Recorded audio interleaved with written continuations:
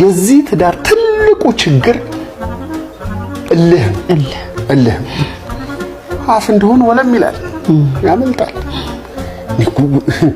እንዴት አፌ ውስጥ እንደገባ እኮ ነው ግራ የገባኝ። ትዳር ባይዘኝ ኖሮ የት ደርስ እንደነበር አልኳት። ጸጽቶኝ እኮ ነው ሂሩት። ባንተ አይደለም በስ ሌላ ነገር ላይ ነኝ። ነቀሰል ሐሳብሽን ሰብስቢ። አፌ ያመለጠኝ አየህ። ትዳር ባይዘኝ ኖሮ የት ደርስ እንደነበር ማን እንደገፋፋኝ እኮ አላውቅም። በዛው ቀጠልኩበት።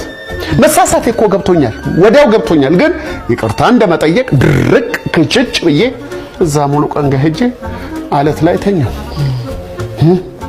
ደሞ እኮ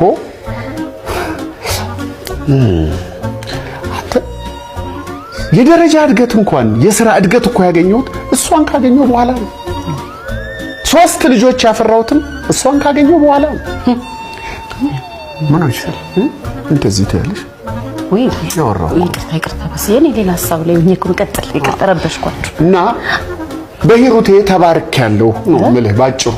እንደዛ ነበር እንዴ? ስለነበረ ስላንቺ እኮ ነው የማወራው ነው እንዴ? አልሰማሁትም። ይቅርታ በስ ችግር የለም። እና እኔ ግን ቆይ ግን ያልገባኝ በስዬ እኔ እስካሁን ድረስ ትዝ ያላለኝ እንደዚህ ብያለሁ አልኩ።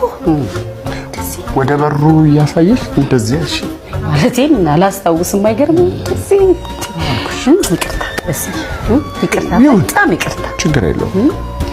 ያፎ ለምታ ነው ማን ነው ነበር ያልከው? በስ የእጆ ለምታ እጆ ለምታ ይሁን አይደገም። ዋናው እሱ ነው። እንትን ነው ወንድሜ፣ ውሃው እየተንጠባጠበ አይሰማችሁም? ረበሽ ናችሁ እንዴ? አንዴ ዘግቼው ልምጣ። አይደለም አንቺ ቀጥይ፣ ችግር የለም። እኔ እኮ ገለጽኩ፣ የራሴ ገለጽኩ። አንተ ካላለ ነው በስ ይሄድ በቃ። ይኸውልሽ ይሄን እኮ ያጣላል። እንደዚህ አትበይ ሂሩት። በስ ይሄድ በቃ ማለት ነው። ባቲም እኮ ነው ልሄድ አይደለ? ተይው ይሄን ነገር በቃ ይሄን ነገር ተይው። ምን ነው አልክ እኮ በስ ይንሰራ። ወይ ይቅርታ ሂሩት፣ ይቅርታ። ቀጥሉ እናንተ። ዘግቼው ልምጣ ውሃውን። ቶ ይሄድ